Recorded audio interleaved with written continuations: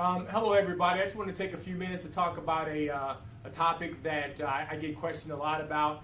People see me and they say, well, you must do about an hour worth of cardio a day. And actually, I don't.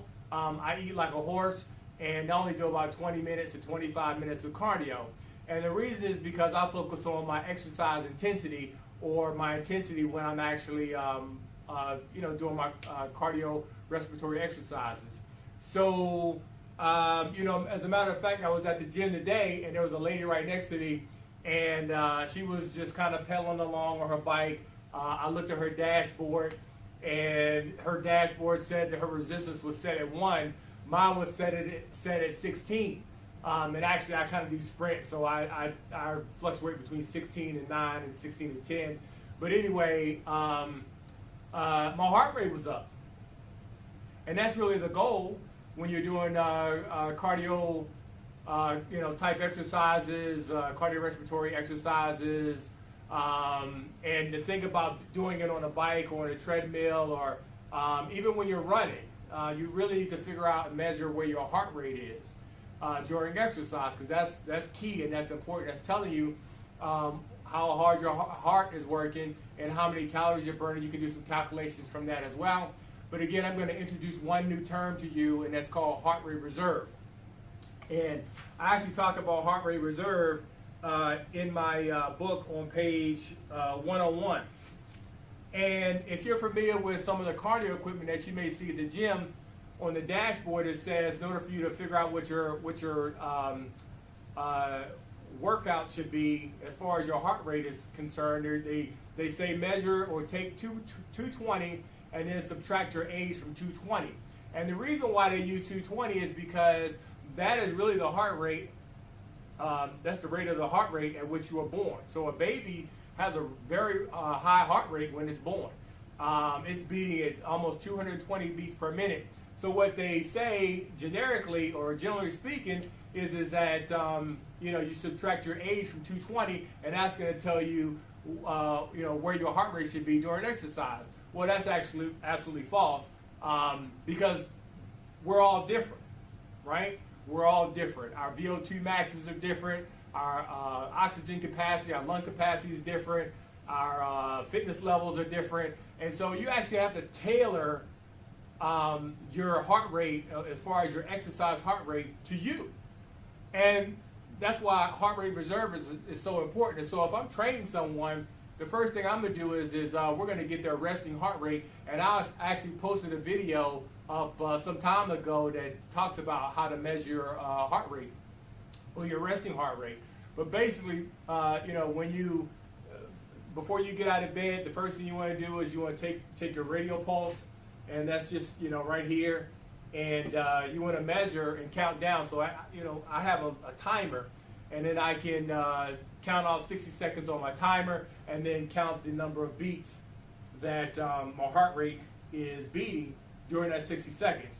I'm going to do that over the next 3 mornings, and then I'm going to average those out, and that's going to give me my average resting heart rate.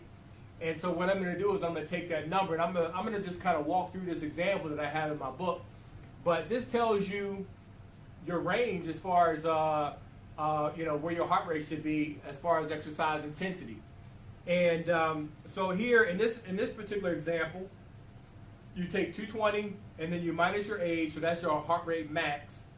And then you take your heart rate max and subtract your resting heart rate. So in this particular example, that we have Marilyn, and she is actually 35 years old, previously sedentary individual with a resting heart rate of 55 beats per minute. So, and that's pretty good, 55 beats per minute for a female, because on average, women have a higher heart rate than a resting heart rate than men by at least 10 beats. So if hers is 55, that's pretty good. And I would question whether she was actually sedentary. But anyway, just for the sake of discussion here, we're going to use this particular example. So basically what we did is we took 220, and then we subtract her age, and we come up with 185 beats per minute, which is a heart rate max. And then we take 185 beats per minute, we subtract the 55, which is her resting heart rate, and then we come up with 130 beats per minute. right now, because she's sedentary, we want to start her out at a lower intensity. So we're going to do 30% of that number. So basically what we're going to do is we're going to take 130, which is her resting heart rate that was subtracted from her 185 beats per minute, or heart rate max, and then we're going to times that by 30%, and you get 55 beats per minute, and that equals 94 beats per minute heart rate reserve. So when she's working out, basically her heart rate is going to be at 95 beats per minute, or 94 beats per minute, a heart rate reserve. But again, that's just the initial start of her cardiorespiratory program. As she starts to develop longer on in her our cardio program, we're going to continue to increase the intensity. So in week 1, she's at 30%. In week 2, she's at 35% intensity. And week 3, she's at 35%. And then we're going to get all the way down to week 9 through 12, and now she's at 50 to 60%. The goal is really to get to 80% of your heart rate max, or heart rate reserve, and as far as intensity goes.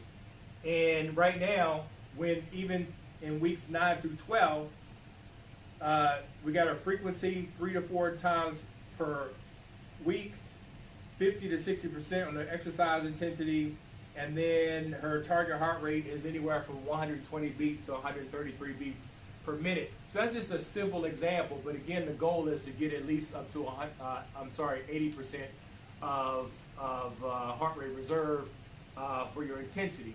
And again, so when I'm actually doing my cardio, I understand exactly what my numbers are. So again, I only do 20 minutes of cardio, but my heart is, the intensity during that 20 minutes is a lot higher than a lady that's sitting next to me for an hour reading a book. I'm in and out.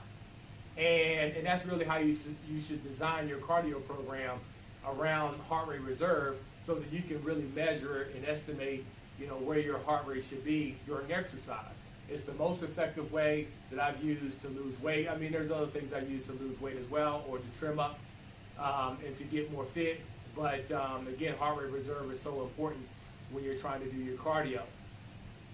Losing weight is not rocket science. There's some tricks to the process. There's some things that you can do to try to improve your results as you go through your program, your fitness program. But again, I can't tell you, stress how important this is. Again, when I do cardio, I'm in 20 minutes, 25 minutes. Everybody's looking at me like, why is this guy looking the way he does? And it's simply because I do my heart rate reserve, and I don't have a lot of time on my schedule to spend a lot of time on the treadmill. Nobody does. We have businesses, we have jobs, we have families we're trying to get to. We got shopping, of course. We got to eat. We're doing just we're just living life, and we don't really have a lot of time to spend in the gym. I'll tell you a little bit more about my resistance training program as well.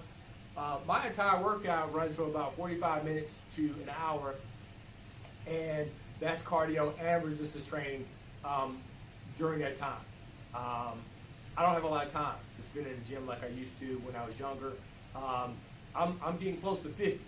So, if I can do it, there's other people that can do it as well. It's just a matter of structure and understanding exactly what to do and how to do it is important. But again, I just want to talk about heart rate reserve right quick, because I get a lot of questions on that, and people say, again, they think that I'm doing, I got time to do an hour worth of cardio. I absolutely don't. By the time that lady is done with her cardio, I'm in and out the gym, and I'm going home, and I'm going shopping, or at Costco or something, or doing something else. So anyway, if you got any questions, just send a question through the comments, and I'll be more than happy to answer your questions. But again, this is George Dorsey, IFBB Pro, certified health professional, fitness professional, athlete, health enthusiast, business owner, whatever you want to say, whatever. But I'm just here to help you and try to give you some information. Again, this information is out of my book, The Owner's Manual for Health and Fitness. And I'm actually in the process of updating this with some new information. But this is actually out on my website, and this is actually out on Amazon as well. But again, if you have any questions, feel free to drop me some questions in the comments section.